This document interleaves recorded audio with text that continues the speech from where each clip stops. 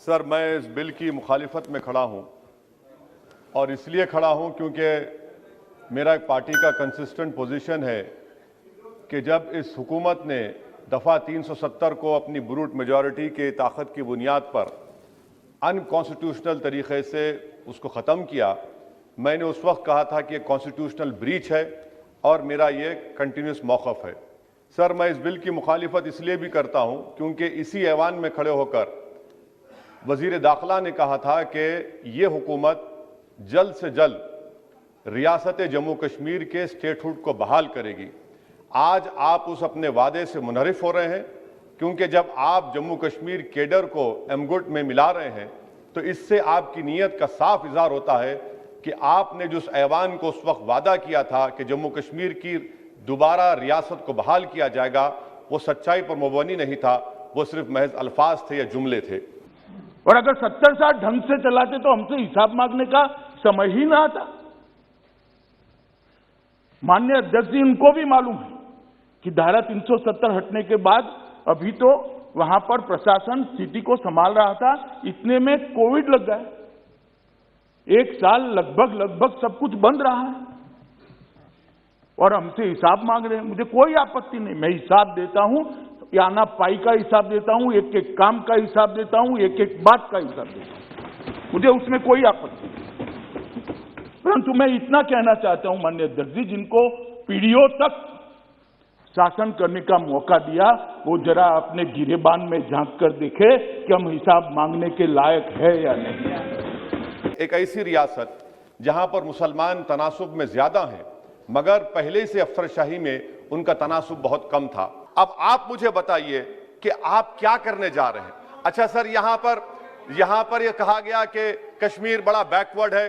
कश्मीर का खित्ता बैकवर्ड नहीं है, ये आपकी गलतफहमी है और आपके जो दिमाग में जो फीड किया गया है वो नफरत की बुनियाद पर। सच्चाई यह है कि इस खित्ते में गुर्बत की सतह से नीचे का तनासुब 10.31 है और पूरे भारत में 21.92 है। मैं सरकार से जानना चाहता हूं कि आखिर आप कश्मीर की रियासत के स्टेटहुड को बहाल करेंगे, नहीं करेंगे। चौथा बात यह कि आपकी गलत फैसले की बुनियाद पर दूसरे ऐवान में एक भी कश्मीरी रुकने पार्लियामान नहीं है। कि स्टेटहुड देना है तो एगमुट में क्यों लेकर आए? जरा एगमुट केडर को ही समझ लेते। क्या अरुणाचल राज्य नहीं है? क्या गोवा राज्य नहीं है? मिजोरम राज्य नहीं है?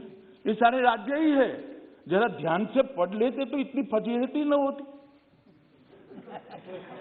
ये सारे राज्य है और एगमुट केडर के अंडर में है।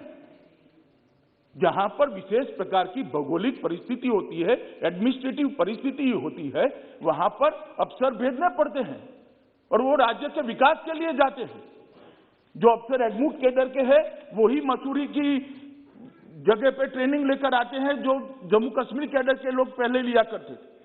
ये ऑल इंडिया कैडर है मान्यवर, और ओवैसी साहब इसका हिंदू मुस्लिम में विभाजन करते हैं। भाई आपके मन में सब चीज हिंदू मुस्लिम है, मैं तो समझता हूं ओवैसी जी आपको, मगर आप देश के अफसरान को भी हिंदू मुस्लिम में डिवाइड कर दे। क्या कंसेप्ट है आपका?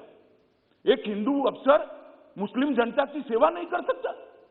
एक मुस्लिम अफसर हिंदू जनता की सेवा नहीं कर सकता? किस प्रकार के देश में हम आगे बढ़ने जा रहे हैं? अफसरों की संख्या हिंदू मुस्लिम में बांटेंगे और अपने आप को सेक्युलर कहते हैं। क्या का सेक्युलरिज्म? मेरा चौथा सवाल हुकूमत से यह है कि हम ये कहते हैं, ये आपका मानना सही है कि हमारे मुल्क में बाहर के दीगर ममालिक को मदाखलत करने की कोई जरूरत नहीं है, मगर आप उनको लेकर गए ना। आप तो यूरोपियन पार्लियामेंट के लोगों को लेकर गए। अब तीसरी मर्तबा आप यूरोप के सफीरों को 16 फरवरी को खबर है कि आप लेकर जा रहे हैं। आखिर ये एफडीआई नहीं है? क्यों यूरोप के लोग कश्मीर जाएंगे? आप एक ऑल पार्टी मीटिंग लेकर जाइए ना डेलीगेशन को। आप यूरोप के डेलीगेशन को कश्मीर लेकर जा रहे हैं। क्या आप चाह रहे हैं मदाखलत करना? इसको इंटरनेशनलाइज आप कर रहे हैं। ये जो लोग कह रहे हैं कि हम विदेश के दबाव में आकर कह रहे हैं, मैं उनको पूछना चाहता हूं कि किसके दबाव के अंदर धारा 370 को इतने समय तक चालू रखा आपने? ये तो जरा बता दीजिए। मैं होम मिनिस्टर से जो सवालात किया हूं, मैं आपसे पूछना चाहता हूं। और ये 2G से 4G करके आपने एहसान नहीं किया, अमेरिका के दबाव में आपने किया। ब्रैड शर्मन से भारत के सफीर ने मिला, अमेरिका ने स्टेटमेंट दिया और आपने 2 दिन में 4G को बहाल कर दिया। आप इस मसले को इंटरनेशनलाइज कर रहे हैं, ये गलत है और इससे कश्मीरी अवाम का डिसएम्पावरमेंट होगा, एलिनेशन बढ़ेगा। 2G से 4G विदेशियों के दबाव में किया है। ओवैसी साहब को मालूम नहीं है, जिसका वो समर्थन करते थे वो यूपीए की सरकार चली गई है। ये नरेंद्र मोदी की भारतीय जनता पार्टी की सरकार है। इस देश के फैसले ये देश करता है, इस देश के फैसले इस देश की संसद करती है। कोई हम पर दबाव नहीं कर सकता और हमने उसको इसलिए रिस्ट्रिक्ट किया था मान्यवर कि कुछ समझने के लिए समय चाहिए था। अफवाहें न फैलाई जाए इसके लिए एक समय चाहिए था। अड़ी सोमवार से शुक्रवार शाम 6 बजे सिर्फ TV9 भारतवर्ष पर।